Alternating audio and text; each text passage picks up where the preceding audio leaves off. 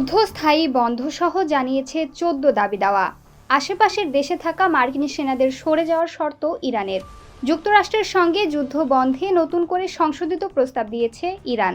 দেশটির সেনাবাহিনীর special unit Islamic বিপ্লবী গার্ড সংশ্লিষ্ট বার্তা সংস্থা তাসনিম নিউজ জানিয়েছে, ইরান নতুন প্রস্তাবে ১৪টি শর্ত দিয়েছে, যেগুলোর কিছু কিছু এখন প্রকাশ পাচ্ছে।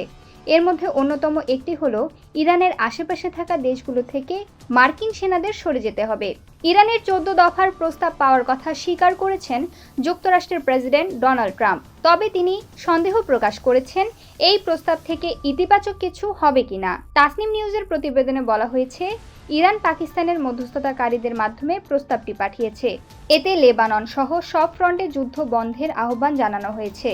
বার্তা সংস্থাটি বলেছে, যুক্তরাষ্ট্র ২ মাসের যুদ্ধবিরতির প্রস্তাব দিয়েছে, কিন্তু ইরান মনে করে এসব ইস্যুগুলো ৩০ দিনের মধ্যে সমাধান হওয়া উচিত।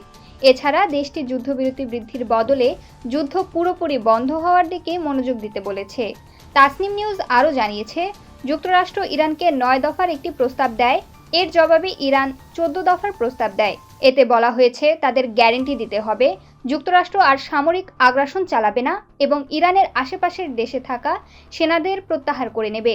এর পাশাপাশি ইরানের জব্দকৃত সম্পদ মুক্ত করা, নিষেধাজ্ঞা প্রত্যাহার করা এবং হরমুজ প্রণালীতে নতুন ব্যবস্থা প্রত্যাবর্তনের আহ্বানও জানানো হয়েছে। ইরানের উপপররাষ্ট্রমন্ত্রী কাজেম ঘারিবাবাদি বলেছেন, আমাদের নতুন প্রস্তাবের লক্ষ্য হল যুদ্ধ বন্ধ করা। এখন বল যুক্তরাষ্ট্রের কোর্টে।